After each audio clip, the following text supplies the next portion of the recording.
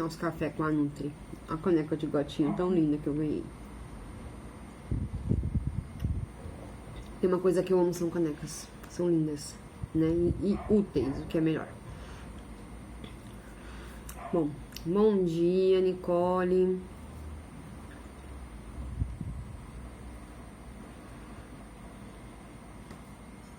Vamos esperar mais um pouquinho. Ai, obrigada. Eu também amei. Quando eu ganhei essa caneca, eu achei ela um charme. Eu adoro canecas. Bom, você sabe, né? Tenho várias.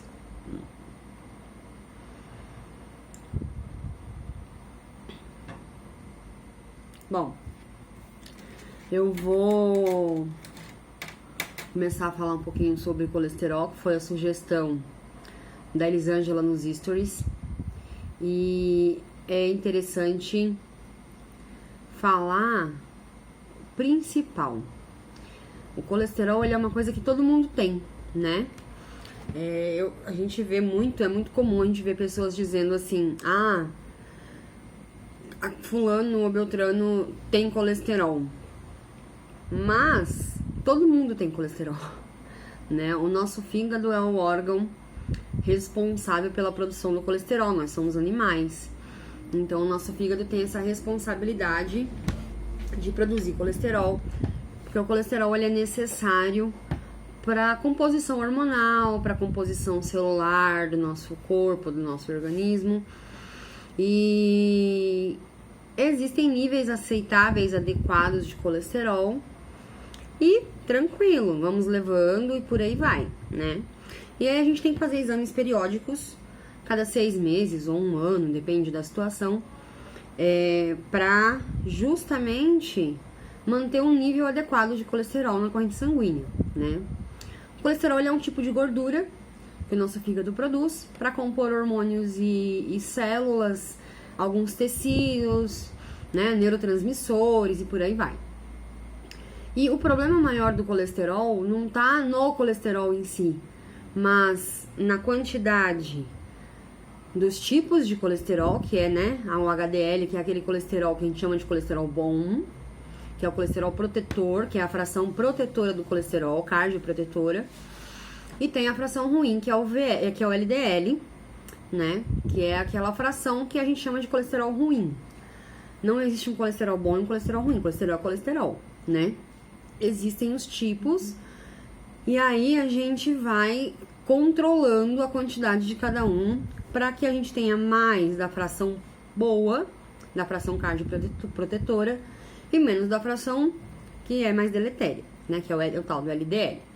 E a gente tem também o VLDL, que é uma outra fração que é um pouco mais prejudicial que o LDL, mas que ainda não se fala muito sobre, né? Alguns médicos hoje já falam, tentam controlar um pouco os níveis, né? De modo geral, dessas 3 frações proteicas aí, lipoproteicas. E também a gente tem o principal, que é a proteína que ela é desencadeadora da formação do colesterol, que é a primária, que é o quilomicron. Hoje já se fala até do quilomicron, então para dosar, para avaliar, ainda não tem muitos critérios, ainda está em estudo, está em avaliação, enfim, né? Mas essas são as frações do colesterol. A gente tem o LDL, o VLDL e o HDL. O HDL é o cardioprotetor, é aquele que vai proteger o nosso coração de problemas como, por exemplo, infartos, não só o coração, né, mas os vasos sanguíneos de modo geral, para não ter formação de placas de gorduras, placas de ateroma, né? Para que a gente não tenha uma aterosclerose, que é o quê? É uma perda de função de vaso sanguíneo por causa de obstrução, por causa de formação de placas, né, de gordura. E aí, como que é, né, esse processo do colesterol? Porque muita gente fala, muitas vezes, porque eu não como tal coisa porque meu colesterol sobe. Eu como tal coisa porque é melhor e tal, né? E muitas vezes, o que acontece? O nosso colesterol é produzido pelo nosso fígado, né? Então, é uma coisa que é natural do organismo humano. Somos animais, né? Mamíferos. E todo bicho, o fígado produz colesterol. Todo bicho, seja o frango, seja o peixe, seja ser humano, o boi, a vaca e por aí vai, né? Só que existem alguns fatores que vão aumentar essa produção pelo seu fígado e alguns alimentos que já têm colesterol naturalmente presentes. E é aí que mora o problema. Por quê? Porque a alimentação do ser humano, ela é variada, o ser humano é onívoro, né? Então ele praticamente come de tudo, salvo algumas restrições que aí as pessoas se autoimpõem essas restrições. E acaba acontecendo que a gente acaba comendo alimentos que são fontes naturais de colesterol e consome também alimentos que vão fazer com que o nosso fígado trabalhe mais, né? E aí, quando ele trabalha mais, ele produz mais colesterol, produz mais bile, produz mais tudo, né? Os processos hepáticos, eles acabam sendo todos aumentados em função de determinadas condições. E tudo isso vai afetar o processo metabólico de modo geral, né? Tanto que é positivo quanto que é negativo. Aí a gente pensa assim, aí vocês podem perguntar assim, o que é, né, que tem colesterol naturalmente presente? Vísceras principalmente, e aí eu tô falando do fígado, do coração, da moela, no caso do frango, né? Um bovino, o coração também, o próprio fígado, algumas carnes, ovos, mais na gema do ovo, né? Alguns alimentos de origem animal, eles são uma fonte natural de colesterol, alguns mais, outros menos. E a questão também da gordura de origem animal, que ela é uma gordura saturada, que vai fazer com que o teu fígado também trabalhe mais e vai aumentar o teu colesterol por via direta, né? Mas muito além do colesterol, a gente também tem o triglicérides, que é uma coisa que precisa ser pensada também, que são as reservas de gordura do nosso organismo, né? Quando a gente consome excessos, assim, alimentares. Nós vamos botar pro colesterol primeiro, né? Como que eu faço, né, para controlar isso? Como é que eu consigo ingerir, por exemplo, um determinado alimento sem pensar que ele vai trazer prejuízos, né, para o meu organismo?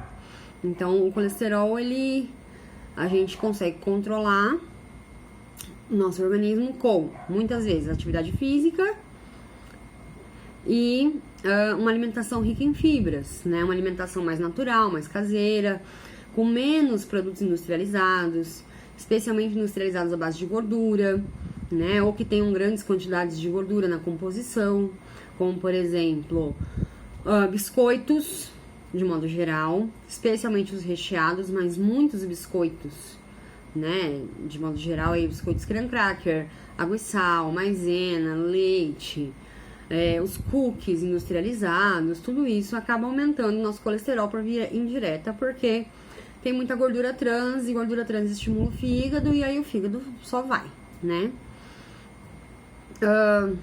Que mais?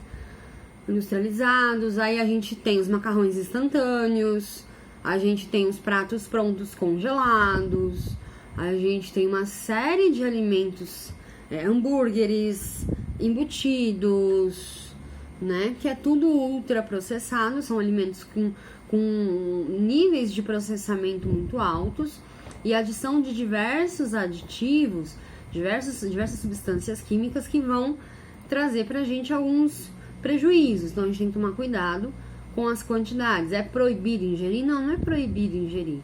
Mas se você vai comer, por exemplo, um macarrão instantâneo de qualquer marca, que ele esteja preferencialmente muito esporádico, né? Uma vez no mês e tal, uma pequena quantidade, uma unidade. Porque o macarrão instantâneo a gente nem percebe, mas ele tem gordura na composição da massa, né? Então o problema do macarrão instantâneo, a gente escuta muito assim das pessoas, o problema tá no sachê, no saquinho, no temperinho do saquinho. Lá a gente tem um teor de sódio significativo, né? Porque tem os temperinhos, são todos temperinhos à base de glutamato monossódico, de sorbato de sódio e por aí vai. Então tem um teor de sódio muito alto. Mas a própria massa do macarrão instantâneo, ela é pré-cozida e ela é frita, né? Para depois ser modelada e embalada. Então, se você prestar atenção na produção do teu macarrão instantâneo, quando você fizer uma próxima vez, coloca água, deixa ele cozinhar, coloca o tempero, faz como você faz de praxe.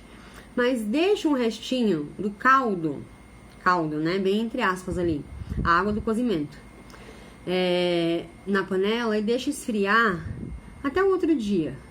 Ou põe na geladeira pra você ver mais rápido. Você vai ver que vai formar placas de gordura, vai ficar um caldo viscoso por causa da quantidade de gordura que tem ali. E aquele pozinho não tem gordura. A gordura vem de onde? A gordura vem da própria massa, tá? Porque essa massa ela já é pré-frita, então tudo que vem na indústria a gente tem que ter mais cuidados, né? Era muito comum a gente eu receber no consultório pacientes, não, eu como batata, como tudo feito na air fryer, mas o frango a passarinho já vem temperado, a batatinha frita é congelada, então ela é pré-frita. Você pegar a batatinha congelada na mão, congelada mesmo, passar na mão e observar, você vai ver que essa mão vai ficar oleosa. Então, ela tem óleo, ela é pré-frita, ela passa por um processo de branqueamento na fritura, né? Pra poder ser conservada lá, menos 18, por um longo período de tempo. A validade eu não lembro agora quantos meses são, mas não é uma semana, né? São meses de validade. E tudo isso vai influenciar no nosso colesterol. Isso vai influenciar no nosso triglicérides também. Então, a gente tem que... É proibido comer? Não é proibido, né? Mas a gente tem que tomar cuidado. Por quê? Porque isso é rotina, muitas vezes, né? E, às vezes, não é uma rotina diária, mas é uma rotina semanal. Então, todo final de semana, eu tenho lanches. Eu faço hambúrguer em casa. Legal, é uma ótima estratégia. Mas o pão você compra, a batatinha é aquela congelada. Muitas vezes tem aqueles molhos, tipo cheddar, tipo catupiry, molho chipotle, enfim, molhos para lanches, de modo geral, aquele Billy Jack, que é uma delícia, aquilo é uma delícia. Mas também é tudo muito gorduroso. Então, assim, uma vez a cada 15 dias, uma vez no mês é uma coisa. Todo fim de semana é outra coisa, né? Então, e aí, com isso, a gente vai percebendo que é uma alimentação um pouco mais empobrecida do ponto de vista nutricional, né? Porque por mais que tenha proteína ali, a gente ainda vai ter uma quantidade muito pequena de fibras, né? E o que vai ajudar a gente, de fato, a controlar os níveis de colesterol sanguíneos, além da atividade física, é a quantidade de alimentos naturais e ricos em fibras no nosso dia a dia, né? Então, assim, o que salva no lanche, vamos dizer assim, é aquela folha de alface, que às vezes não é uma folha, é um terço de folha, e uma rodela de tomate, porque tem um pouco de fibra ali. Mas é muito pouco para poder segurar a quantidade, a carga de gordura que esse lanche tem. Então, teoricamente, não tem função, né? E aí, junto com isso, a gente tem aquele refrigerante, que é rico em açúcar, ainda que seja dietético, mas ele é rico em sódio, né? E o triglicérides vai subir. O triglicérides subiu, o colesterol sobe junto. Então, são duas coisas que a gente tem que prestar muita atenção, porque eles caminham muito juntos, né? A dislipidemia, que é o nome que a gente dá para as alterações fisiológicas de colesterol e triglicérides, ela é determinada pela alteração dos níveis de colesterol e dos níveis de triglicérides. Seja o colesterol HDL, colesterol... Bom dia, Carol!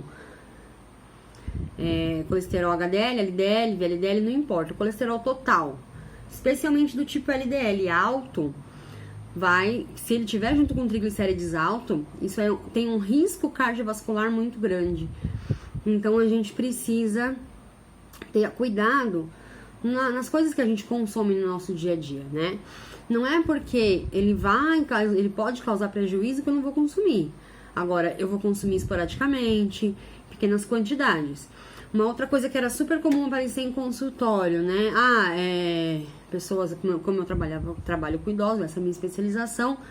Quando eu tava lá no CRI, era muito frequente a gente pegar os casos com alteração de colesterol, diabetes, pressão alta e tal. E geralmente vem tudo junto, né? É a tríade cardiovascular ali, meio delicada, né? De risco cardiovascular. E vem um discurso de que não como tal coisa, não como tal coisa, não como tal coisa. Quando a gente vai fazer uma anamnese, um recordatório de 24 horas, aí a gente começa a perguntar as frequências de consumo embutidos. Ah, uma vez por semana. Tá. Toda semana? Em que quantidade? Né? Eu lembro que eu tive um paciente assim, antes de eu sair de licença do Benício, tive um paciente que ele amava mortadela. Isso sim, não sei depois como é que ficou, né? Ele amava mortadela, a esposa dele, falou que assim, doutora, não tem um dia nessa vida, desde que eu conheço meu marido, que ele não coma mortadela. Porque ele ama mortadela. Era o embutido da vida dele, então todos os dias ele comia mortadela. E era um paciente com risco cardiovascular muito alto, né? Ele já tinha problemas circulatórios nas pernas, um excesso de peso, uma circunferência abdominal muito grande, né? Hábitos alimentares um pouquinho ali meio inadequados e tal. E aí a gente vai conversando, vai falando, explicando, né? E quem me conhece sabe que eu sou meio ferro e fogo em algumas coisas, né? Não que eu faça terrorismo, mas eu gosto de chamar a atenção da pessoa para aquela situação, né? Aí, e eu lembro que ele tinha uma netinha, ou tem, né? Não sei se ele ainda tá vivo ou não. Essa é a questão de trabalhar com idosos, né? Depois de algum tempo você não sabe se a pessoa tá viva ou não, né? E ele tinha uma netinha pequena. E aí eu falei assim, mas o senhor não quer ver sua neta crescer? O senhor não quer ver ela ficar grande? Né? Então, vamos controlar essa mortadela? Não tem problema comer a mortadela, mas vamos comer só uma vez por mês? Até regular esses níveis de colesterol, até regular os triglicéridos e tudo mais. Vamos segurar a quantidade, né? E a frequência para poder comer pouco, com pouca frequência e tal. E várias outras, né, orientações. A questão de fracionamento, então comer com regularidade de horários, com intervalos regulares, quantidades moderadas. Ensinei a fazer o prato modelo, né? Que é aquele onde a gente coloca metade do nosso prato legume e verdura, outra metade a gente divide com as outras fontes alimentares, outros alimentos e tal. E foi, né? Água, caminhada, aquela coisa toda, né? Então, uma coisa que eu sempre estimulo todos os meus pacientes, todas as pessoas, é atividade física. Caminhada. Uma caminhada simples, várias vezes no dia, de 5, 10 minutos, que você ande 10, 12 minutos dentro de casa, no seu dia, várias vezes no dia, vai trazer benefício. Colocar umas músicas para dançar que você gosta. Poxa, assiste, né? Veja um clipe que você gosta e dance. Pega no YouTube aquelas aulas de dança ali, de zumba, é legal, né? Atividade física compondo com a nutrição é uma coisa que vai fazer assim, melhorar 100%, né? Aí, enfim, voltando pro caso desse paciente, ele, quando voltou no retorno, dali acho que foi 1 mês ou 2 meses, eu não me lembro bem, a esposa dele falou assim, doutora, a senhora conseguiu... Eu nem lembrava mais do caso da mortadela. Eu lembro hoje porque, né, foi uma coisa que marcou na segunda consulta. Na primeira, nem lembrava, no retorno. E aí, porque a gente não lembra tudo, né? Então, é muita gente, então não dá pra lembrar de tudo. E aí, ela falou assim, a senhora conseguiu uma coisa que eu achei que nunca seria possível nessa vida. Eu falei, é mesmo? O que foi? Ele parou de comer mortadela. Ele parou de comer a mortadela, porque ele queria... E aí foi exatamente essa fala. Porque ele quer estar bem para poder ver a neta crescer. Para poder brincar com a neta. Então, assim, ele tinha um amor tão grande por essa neta, que foi justamente o ponto-chave, né? Que fez ele perceber que seria possível. E é possível, gente. Se a gente não consegue pela gente... A gente mira em alguém ou em alguma outra coisa, né? E estabelece ali um ponto, uma âncora, para você conseguir fazer a partir daí o teu tratamento. A âncora, o ideal perfeito é que a âncora seja você mesmo. Pro teu benefício, pra tua vida ser boa, pra você não sentir dor, pra você ter um peso equilibrado, pra você ter condições mentais boas e positivas, né? Pra você não ter alterações fisiológicas negativas e tal. Mas a gente sabe que nem sempre algumas coisas são possíveis. Então, quando a gente não consegue focar na gente, se ancorar na gente mesmo, né? E aí por vários fatores, não porque a pessoa não consegue. Tá, não consegue por quê? Então vamos achar esses motivos ali, os fatores que estão sendo prejudiciais, né? a gente foca em alguma outra coisa que vai trazer benefício pra gente. Então, muitas vezes é um filho, é um neto, é um bichinho de estimação, né? Às vezes é um cuidador porque a mãe ou o pai ou um irmão precisa daquele cuidado daquela pessoa, né? Também acontecia muito isso de eu ter pacientes que eram irmãos, e aí o irmão mais novo precisava do cuidado do irmão mais velho, porque já eram só os dois, né? Teve um caso de uma paciente que era a irmã quem cuidava dela, ela era sua tutora e tudo mais, e ela precisava cuidar da saúde dela para poder conseguir ficar bem com a da irmã, né? Então, muitas vezes a gente vê essas condições, a gente fala assim, ai, não sei o que eu faço, né? Mas dá pra fazer muita coisa, né? Então, pensando em controlar colesterol, pensando em controlar... Desculpa, eu tô morrendo de sono. Triglicérides, níveis de gorduras sanguíneas, né? Os lipídios sanguíneos. A gente tem que pensar que a nossa alimentação, ela é a chave pra isso. O remédio ajuda quando o nível tá muito absurdo, né? Mas o remédio sozinho não faz todo o efeito que precisa ser feito, né? Recentemente, assim, um pouco antes de eu sair de lá, porque o meu contrato acabou, tá? Não foi por nada de questão deletéria, né? Ainda bem, eu exercia um bom trabalho, né? Eu atendi um paciente que os exames dele estavam perfeitos. Glicemia, hemoglobina glicada, tudo mais. Até quando eu cheguei na parte dos lipídios sanguíneos. E aí, quando o triglicéride está muito alto, os laboratórios não dosam o LDL, né? Que é a parte do colesterol que é mais negativa. Aquela fração mais prejudicial. E quando eu vi o LDL com 3 estrelinhas ali, com aqueles 3 asteriscos, aí eu falei, lascou, né? E aí virei a página pra ver o triglicérides. Eu tomei um susto tão grande que eu comecei a rir, né? Porque fazia muito tempo que eu não pegava um triglicérides acima de 400. E aí você pensa assim, o colesterol HDL, que é a fração boa, tá bom, né? Tá num nível ali razoável. Mas o LDL não foi nem dosado porque o triglicéride estava acima de 400. E aí, quando isso acontece, o triglicérides alto vai fazer com que teu fígado produza mais LDL. Vai produzir a fração proteica mais negativa do que a positiva, né? Então, possivelmente, aquele LDL ali devia estar acima de 100. Possivelmente, não dá pra saber. Não dá pra mensurar porque ele não foi calculado, não foi medido no exame, né? Então, muitas vezes, quando o teu triglicérides está alto, os laboratórios nem calculam o LDL, né? Porque uma coisa influencia na outra. Se o LDL tá alto, se o triglicérides tá alto, a gente já subentende que o LDL tá alto, o colesterol tá alto, que existe uma dislipidemia, que existe uma necessidade de controle, né? E como que a gente vai controlar, né? Dependendo do paciente, o controle ele vem com medicamento, algum tipo de estatina ou algum tipo de fibrato, né? Muitas vezes os médicos associam os dois, uma estatina e um fibrato. E alimentação, né? Então, dieta, a gente precisa verificar na dieta, na alimentação dessa pessoa, o que está sendo mais negativo, o que está sendo mais prejudicial, né? E níveis de atividade física, consumo de água, né? E tudo mais.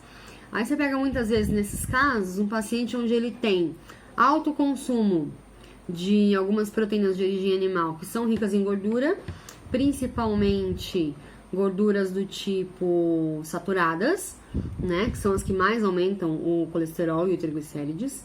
Tem uma alimentação muito rica em massas, com molhos gordurosos ou acompanhamentos mais gordurosos, então um macarrão à bolonhesa, um macarrão aos 4 queijos, uma pizza, um risoto, né? Então são massas de modo geral, pães, arroz, macarrão, frutas em excesso, acima de 4 porções dia, né? 4 porções ou 4 unidades pequenas no dia.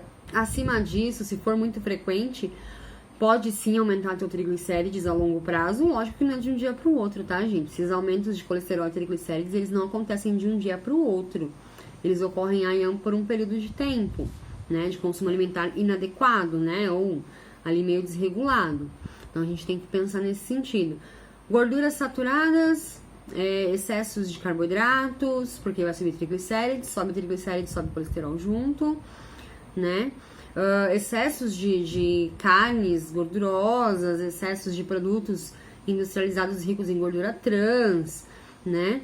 E aí quando a gente fala de gordura trans, a gente fala de qualquer produto industrializado, então seja pratos prontos congelados, macarrão instantâneo, biscoitos, de modo geral, aqueles empanados, a batatinha frita, né? Tudo que vem congelado, a gente sabe que ali tem que ser um consumo muito esporádico, né? Bem de vez em quando, assim, né? Uma batatinha que você frita em casa, que você corta, faz uns chips e põe no air fryer, aí numa fritadeira elétrica, é diferente de uma que você compra pronta. Vocês sabem que a textura é diferente, o tempo é diferente de cozimento, é tudo diferente. Então a gente vai tentando organizar nesse sentido de melhorar essa alimentação. Agora, tem outras coisas que acontecia muito no consultório, que era um paciente trazer assim: eu não uso óleo, usa pouquíssimo óleo, só uso azeite. Não deixou de ser óleo, né? É um óleo mais saudável, claro, com mais gordura poliinsaturada, ele é um pouco mais positivo, mas a pessoa consome litros de azeite no mês, né? Então, não, cuidado. O ideal é que a gente não ultrapasse as quantidades de gorduras, né? Que a gente não ultrapasse a quantidade de uma colher de sopa por dia, né? De consumo total, uma colher de sopa por dia. Parece muita coisa, mas a gente consome isso dividido, fracionado nas várias coisas que a gente come no dia, né? E quando acontece, muitas vezes, de chegar uma pessoa, eu não uso óleo, mas eu uso azeite e banha de porco para cozinhar. Aí você fala assim, banha de porco para cozinhar. Banha de porco é uma gordura de origem animal, portanto, saturada. Gordura saturada aumenta colesterol. Ponto. Tem discussão. Banha de porco era usado antigamente porque era o que tinha. Os óleos, né, refinados de soja, girassol, milho, que eram os mais comuns, eram mais caros, era mais difícil de encontrar, especialmente no interior, na roça, né? Então, era comum que as pessoas fizessem lá a extração da gordura das partes do porco e guardassem essa gordura para poder preparar para suas refeições. Então, tudo tinha gosto de banha de porco, né? Aí teve um caso de um paciente que ele falou assim pra mim, não, mas minha mãe usava, a comida era gostosa, tal, não sei o que. Eu falei, tá, mas e aí? Tua mãe tinha colesterol alto? Não sei, ela morreu muito nova, não sei o que tal. E ele falou mais algumas coisas, e ele tava usando banho de porco, parece que eu falei assim, vamos parar de usar banho de porco? E ele perguntou por quê. Eu falei assim, porque se é saudável, as pessoas viviam bem, não tinha essa... É sempre esse discurso, não tinham essas doenças que tem hoje, né? E aí você pega e pergunta assim, não tinha? Por quê? Porque morria antes, né? Qual era o tempo, a média de vida das pessoas nos anos 80, 90? Uma mulher com 37 anos, um homem com 40 anos, era considerado velho há 20 anos atrás, né? Eu lembro quando eu era criança, que olhava para as pessoas mais velhas assim, né, lá com seus 40 e poucos anos, e achava aquela pessoa velha. Hoje eu tenho 41 e eu me acho super jovem e sei que sou jovem, né? Eu tinha pacientes de 70, 75, 80 que estavam super bem, melhores que eu às vezes até, né, que eu não tomava um remédio. Então, o conceito de estimativa de tempo de vida mudou muito. Hoje a gente sabe que hoje já existem estudos que mostram que o ser humano pode chegar aí tranquilamente a 130, 140 anos vivendo bem, né? Não é vivendo numa cama deitado dependente dos outros, é vivendo bem. Tem casos no mundo, né? E aí quando você vai ver essa pessoa, ela é uma pessoa que ela não se estressa com nada. Tudo pra ela tá tranquilo. Deu, não deu, tá ótimo. Oi, Sidney, eu lembro sim, com certeza. Você precisa... Depois você olha minhas fotos e vê os bebês aí. Pra você ver que lindeza que estão os dois. Né? Então, e aí, essas pessoas, elas não ficavam doentes por muito tempo. Quando tinha qualquer situação, infartava e morria, né? Infartava e morria, ou tinha um derrame e morria, né? E aí?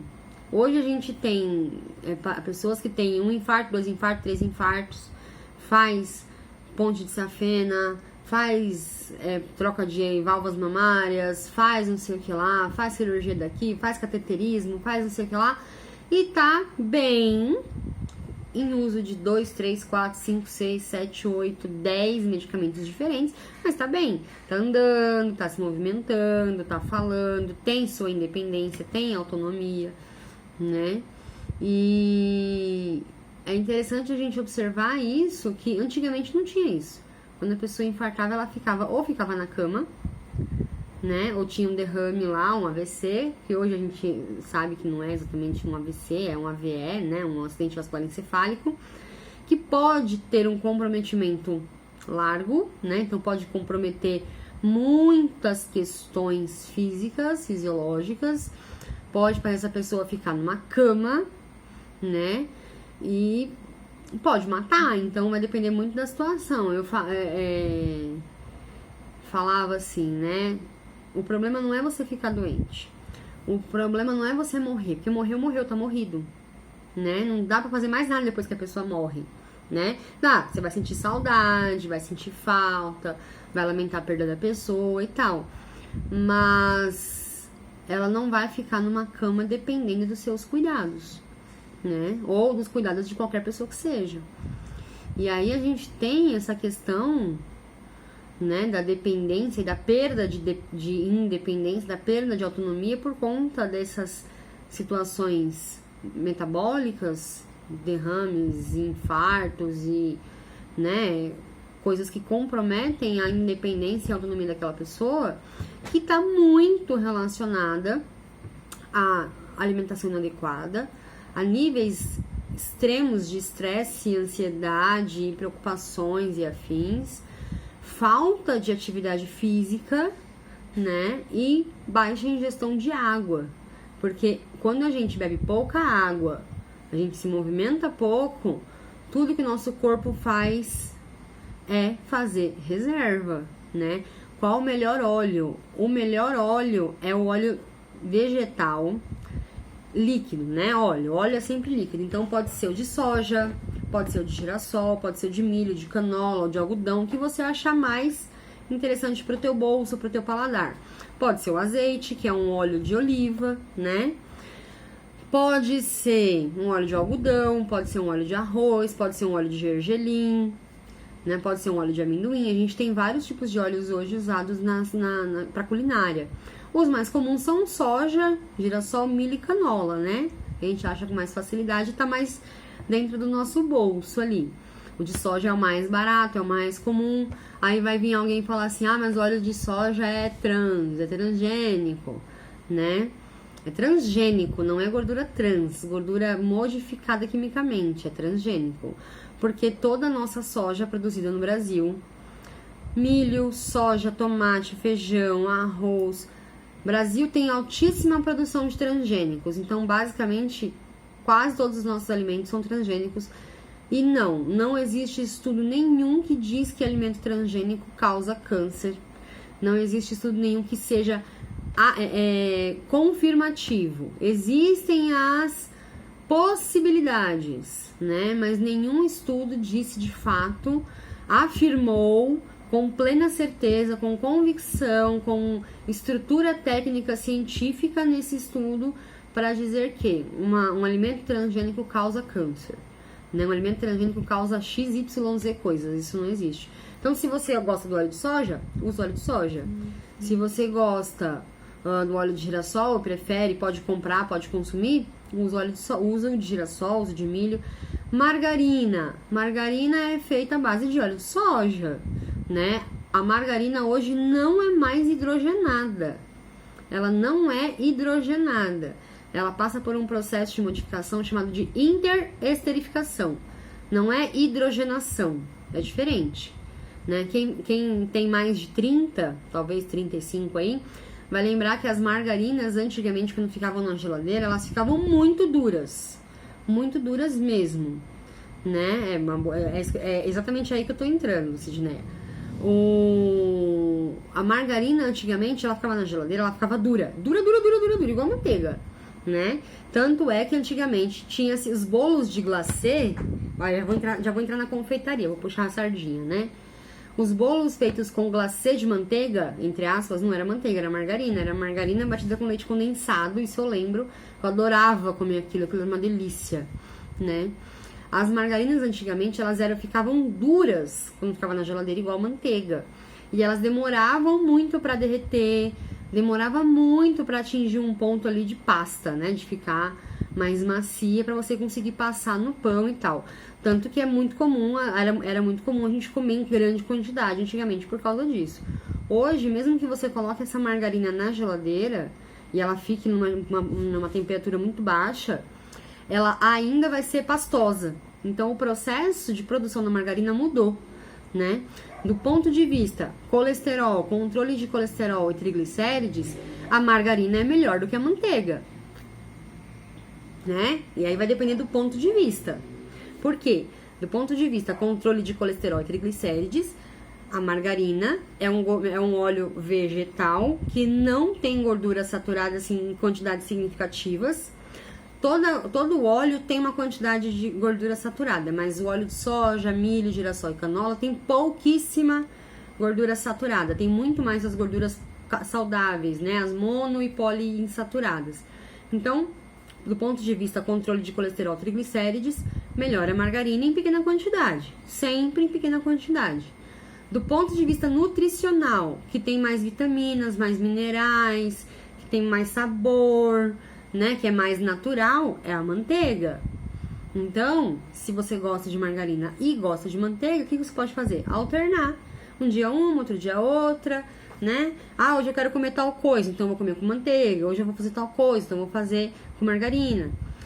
Muito melhor do que isso ainda é colocar no teu pão ou na tua preparação, né, uma fonte boa de proteína. Então, um queijo branco, uma ricota, um queijo cottage, né, uma pasta de ricota, um patê feito com iogurte natural e atum, um patê feito com frango, né? É muito mais positivo, porque tem proteína, né? Tem vitaminas e minerais. Agora, se eu uso maionese para fazer esse patê, eu tenho que prestar atenção no sentido de que eu vou colocar mais gordura e vou colocar gordura trans, porque maionese tem um pouco de gordura trans, sim. Quem é alérgico a leite tem que prestar muita atenção no rótulo da margarina. A manteiga não pode. Quem é alérgico a leite não pode nada, dependendo da alergia, claro, né? Tem alergias mais suaves, alergias mais leves e alergias mais pesadas, né? A gente tem níveis de tolerância, né? Então, quem é muito alérgico vai comer zero leite e derivados, né? Quem é intolerante, que tem a questão da lactose, né? Intolerante à lactose, pode consumir a enzima e consumir em pequena quantidade.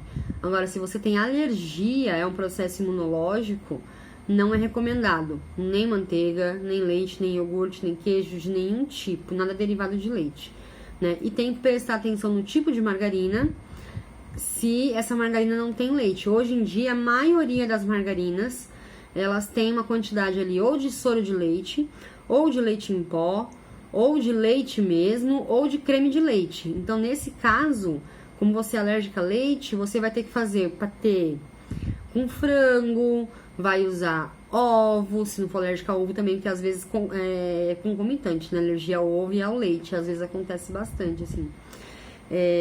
Ovo, frango, carnes variadas, atum, sardinha, vai usar... Pode sim. Vai usar, por exemplo, aqueles cremes, né, que são tipo creme de leite, mas é a base de soja. Então vai ser tudo a base de soja. né? A alergia desencadeou a tireoidite de Hashimoto.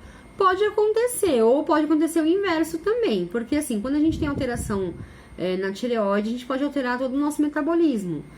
Mas é pouco provável que seja o oposto. Pode ser que a alergia assim, tenha desencadeado a tireoidite de Hashimoto, né? E a tireoidite de Hashimoto pode ser desencadeada também por alterações hormonais de hipófise.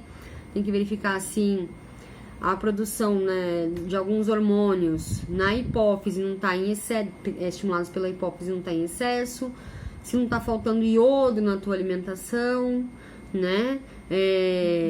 Então tem várias coisinhas, detalhezinhos que tem que avaliar com cuidado para saber se não é uma própria questão metabólica tua, né? Alergia é processo imunológico, então e a tireoidite de Hashimoto é um tipo de processo imunológico também, onde o seu corpo ataca as células da tua tireoide, né? Que é uma glândula que a gente tem, todo mundo tem tireoide, gente, pelo amor de Deus. É sucesso quando eu vejo assim, a pessoa falando, não, porque fulano tem tireoide. Eu falei, ainda bem, tá vivo, né? É um ser humano normal. Nasceu assim, completinho, né? Então, assim, quando a gente começa a ter ataque ou ter perdas de células ali da glândula da tireoide, a gente começa a ter alteração na função dela, e aí vai alterar a produção hormonal dela, mas pode vir da hipófise primeiro, pode vir do teu sistema imunológico, pode ser uma doença autoimune, aí tem que investigar se não é outras coisas. E pode ter sim um fundo ali alimentar, porque, por exemplo, a nossa tireoide depende de iodo, nossos hormônios tireoidianos, todos eles têm iodo na composição. Então, se a gente não consome iodo em quantidade adequada, né? E aí esse iodo vai vir aonde? No sal de cozinha, no peixe, no fruto do mar, né? O iodo, ele é uma substância naturalmente presente na água salgada, na água do mar. Então, o peixe de mar, o nosso sal que vem do mar, e ele é iodado, ele é enriquecido. É uma política de saúde pública já desde os anos 80, né? A iodação do sal, para justamente controlar essas alterações tireoidianas. Então, tem muita coisa envolvida nesses processos. Hoje em dia a gente tem tido muitas alterações metabólicas em função de uma alimentação mais inadequada, por causa de modismos alimentares, entre eles o consumo do sal, a falta de consumo de sal, né, marinho. Todo nosso sal é marinho. Nosso sal ele é extraído do mar, né? Então ele é marinho. Alguns são mais puros, tem maior teor de alguns nutrientes e tal. Então, sal rosa. Pode parar de usar sal rosa. Sal rosa não tem iodo. Se ele não tem iodo, teus hormônios tireoidianos estão todos em deficiência de iodo, que é um mineral necessário para a produção de hormônio tireoidiano. Então, sal rosa eu ia chegar nessa parte aí agora, porque o consumo desse sal rosa já há alguns anos, por parte de algumas pessoas, tem desencadeado problemas tireoidianos e problemas hormonais sérios em função disso. Porque a nossa tireoide é ela que controla o nosso processo metabólico. É ela que acelera ou desacelera o nosso metabolismo, né? Ela tem um estímulo que vem da hipófise, que é uma glândula que a gente tem dentro da nossa caixa craniana.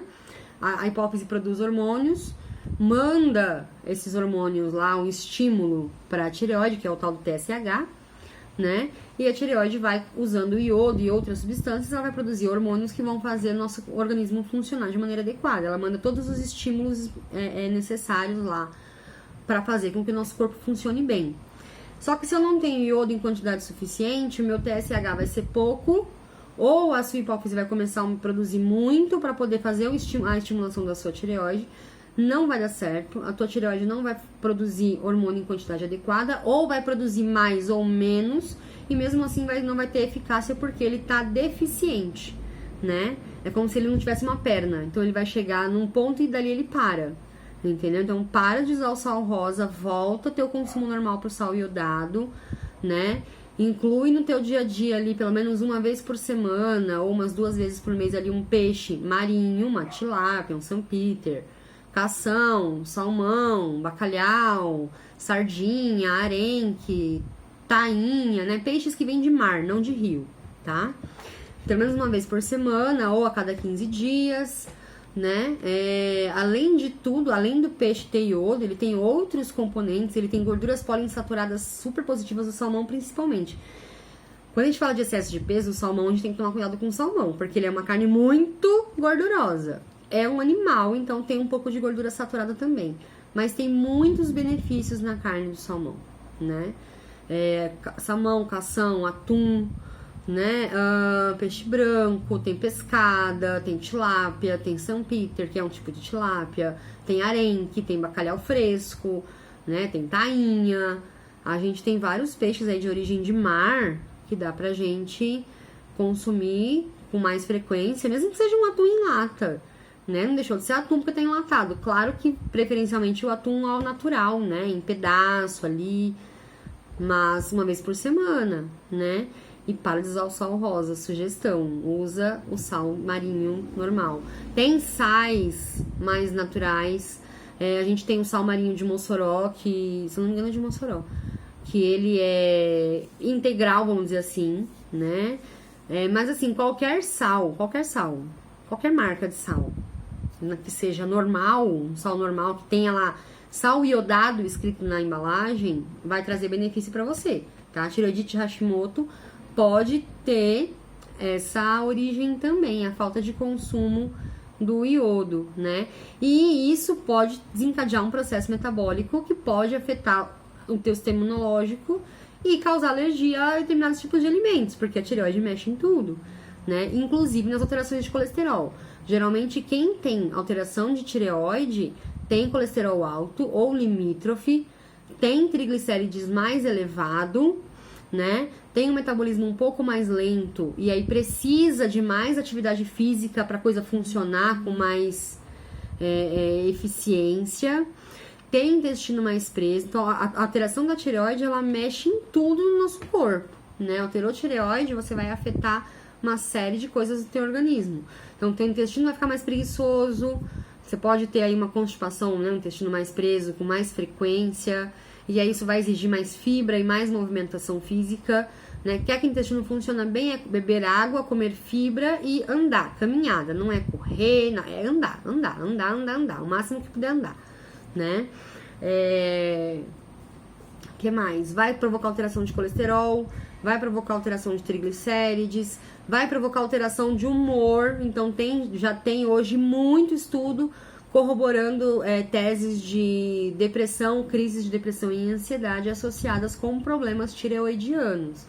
Então, pra você ver o nível de importância da tireoide, que é uma glândulazinha pequenininha que fica aqui nessa região do pescoço, né? Ela não é palpável, a gente não consegue sentir, a não ser que tenha algum tipo de cisto, algum tipo de nódulo em tamanho muito grande, assim, né? Que aí começa a ter sensação de palpação, assim, né? Então, tá vendo? Tem várias questões aí associadas. Se você quiser, a gente conversa no privado, tem várias questões associadas aí que tem relação, sim, com a sua tireoide, né? E eu posso falar, assim, eu tenho esse conhecimento justamente porque a minha filha mais velha nasceu com hipotireoidismo congênito, então ela sempre fez acompanhamento com endocrinologista.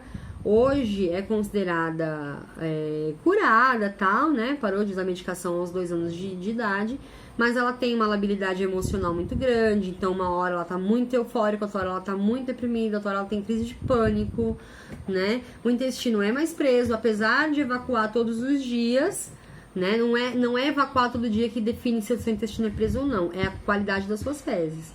Então, normalmente quem tem problema tireoidiano tem um intestino mais preso, né? Com fezes mais ressecadas, tem um apetite muito aumentado, tem essa labilidade emocional muito forte, né?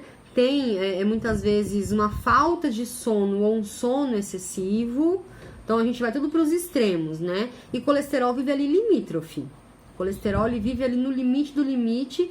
E se você come alguma coisinha além do padrão, teu colesterol explode, triglicérides explode, né?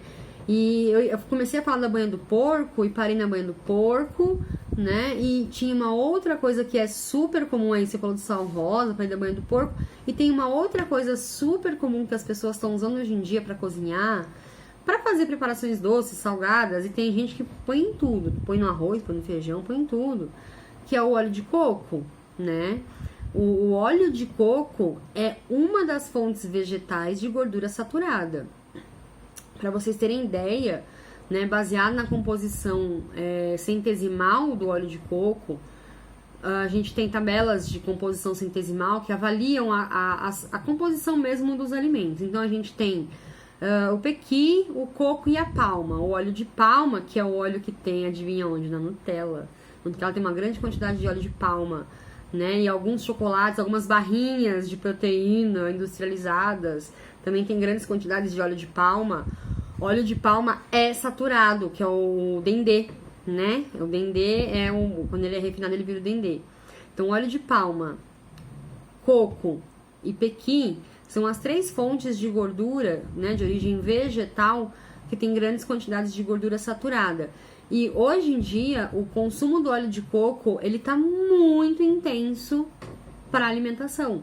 Então, tem muita gente que tá usando, eu vejo isso muito nas receitas fitness, né, que a randomização do Instagram e do Facebook traz pra gente esse tipo de conteúdo, e eu vejo muita blogueirinha fitness falando, descendo a lenha no óleo de soja, porque é isso, porque é aquilo, porque é refinado, porque não sei o que, tal. O óleo de coco também é refinado, né, ele passa, o processo de refino é o mesmo, porque se você pegar o coco, eu tive um caso de uma paciente no ambulatório que foi assim. A irmã, a filha, cuidava da mãe, nora cuidava da sogra, e tinha um cuidado extremo com a alimentação daquela pessoa, porque ela amava muito aquela pessoa, tinha um cuidado muito extremo com aquela pessoa, e ela era muito natureba, assim, muito naturalzona, tudo muito feito em casa, tal, o que é muito legal. Porém, né, tudo que ela produzia pra idosa era a base de gordura de coco. Mas eu faço meu leite de coco, eu faço meu óleo de coco, eu extraio a gordura do coco, eu uso, tudo caseiro. Não deixou de ter gordura saturada por causa disso. A composição do coco natural tem gordura saturada em maior quantidade, tá? Quando você pega o coco, tem pessoas que tiraram a vesícula e que quando comem qualquer coisa com coco, elas passam mal, tem dores de cabeça, assim, lancinantes. Tem quadros de diarreia que acontece muito com quem tirou vesícula, porque não ajusta a dieta, né? Quando a gente tira a vesícula, a gente precisa fazer ajuste dietético, né? E o coco, ele é um alimento gorduroso, igual abacate. A diferença é que o abacate, ele tem muita gordura poliinsaturada, que é aquela mais benéfica de todas. E o coco tem a gordura saturada, que é aquela que é pior de todas, né? Vamos dizer assim, não é pior que a trans, mas é ruim. E quando você consome em excesso o coco, seja a fruta, seja o leite de coco, seja a gordura do coco, você vai ter uma elevação nos seus níveis de colesterol LDL. Ponto. Tá? Porque é frequente o consumo, né? Você não come uma vez na semana. Quando você faz arroz, você come naquele dia, no dia seguinte, no outro dia, no outro dia. É igual feijoada. Mas eu ponho pouca calabresa. Mas você come todo dia, né? Você come ali, quando você pega a feijoada, você come 2, 3, 4 dias. Aí você come, quando você faz em casa, você congela. Então você come várias vezes no mês, né? Então é pouco, mas é várias vezes no mês, é várias vezes na semana. Então acaba se tornando muito, porque é frequente. Então a frequência também afeta, né? Essa que é a grande questão. Conhecer o teu alimento, né, faz com que você consiga ajustar a tua dieta. É proibido comer coco? Não, né? Nunca mais eu vou comer Nutella na minha vida porque eu amo Nutella, meu Deus, acabou com a minha vida. Comer de vez em quando é uma coisa. Comer todo dia, em grandes quantidades, porque é gostoso, gente. Tem gente que gosta muito do gosto da Nutella e tudo que é feito com ela, né, também, até rimou. É gostoso, é saboroso, mas eu vou comer pouco e esporadicamente, de vez em quando, né? Eu não preciso pegar um potinho de Nutella e acabar com ele de hoje para amanhã. Mesma coisa a manteiga, mesma coisa o requeijão, mesma coisa a margarina, né? É uma delícia, com certeza, né? E dependendo da preparação que você coloca, Nutella com preparações com leite em pó, fica uma delícia, entendeu? Então, assim, tem que tomar muito cuidado, porque a gente vai consumindo com frequência. Às vezes é uma pequena quantidade, mas é todo dia, igual o lance da mortadela. Comer mortadela uma vez por mês é uma coisa. Comer mortadela todo dia, toda semana, cada 2, 3 dias, em grandes quantidades, né, é prejudicial. O leite integral também tem gordura saturada. Então, se eu tenho uma alteração de colesterol, que eu preciso controlar, o triglicérides, tudo bem, também, você vai preferenciar, você vai dar preferência para um leite semi-desnatado. Não consigo tomar o desnatado. Flávia, pode ser o semi-desnatado? Pode. O teor de gordura do integral para o semi é uma diferença grande, significativa. Os leites normais, tá? Não tô falando do leite ninho de caixinha, porque aí muda tudo, tá?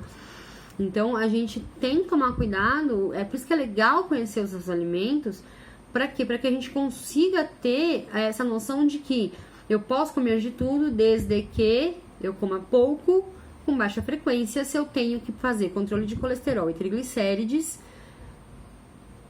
Então,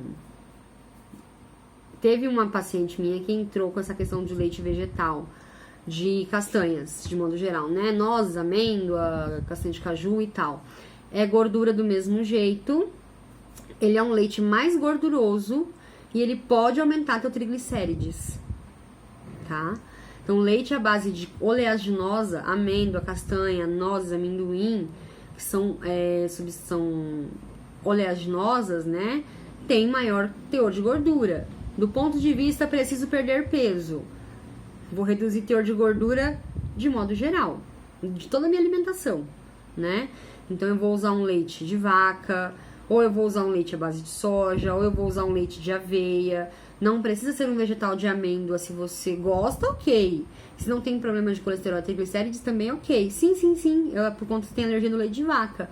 Mas pode ser um leite de soja, né, um extrato de soja, ou pode ser também um leite de aveia, né? A aveia, ela tem menos gordura do que a amêndoa, né? E dá pra fazer em casa. Tem várias receitas na internet aí que a gente... Fica super fácil. Você ferve 1 litro de água com, acho que é uma xícara de aveia em flocos grossos, esquenta, não é pra ferver, né? Esquenta e aí liquidifica, coa, você vai ter um leite de aveia ali, que vai ter muito menos gordura, né? Vai ter um teorzinho ali de beta-glucana, que é legal para controlar colesterol e triglicérides, né? Então, tem várias estratégias ao leite de amêndoa. É mais gostoso de amêndoa, claro, né? Inclusive, o doce de leite feito com leite de amêndoa, a gente fez uma vez um teste para um bem casado vegano, né? Então, esse bem casado não tinha ovo, não tinha leite, não tinha nada de origem animal. E o recheio era de doce de leite. Fiz teste com leite de aveia, com leite de soja, com leite de castanha de caju e com leite de amendoim. Então dá pra gente ir alternando esses leites mais gordurosos. Mas é isso, claro, se a gente tem que controlar colesterol, se a gente tem que controlar triglicérides, se a gente tem que ter controle de peso. Eu não sei por que eu não perco peso. É quando você começa a ver esses detalhes, tá vendo? São detalhes. A gente só capta essas informações quando a gente faz uma boa anamnese, quando faz uma boa avaliação desse paciente, né? Então, a nutrição, ela é muito ampla, né? A gente consegue controlar inúmeras condições de saúde tendo uma alimentação equilibrada. Não necessariamente 100% natural, não necessariamente vegana, não necessariamente vegetariana, mas onívora, entendendo que existem processos alérgicos, onde eu vou ser obrigada a não consumir determinados tipos de alimentos ou substâncias, onde existem processos metabólicos, que eu vou ter que consumir mais ou menos de determinadas substâncias, né? O mais legal da aveia, especialmente o farelo, né, ou aveia em flocos grossos, é que ela tem beta-glucana. A beta-glucana, ela controla muito o colesterol e triglicérides, né? Principalmente triglicérides, ela atua muito. A beta-glucana é uma fibra que atua muito no controle de triglicérides. Junto com ela a linhaça, né, que também tem a lignana, que é uma fibra específica que vai também controlar questão de colesterol e triglicérides, é bem legal, assim.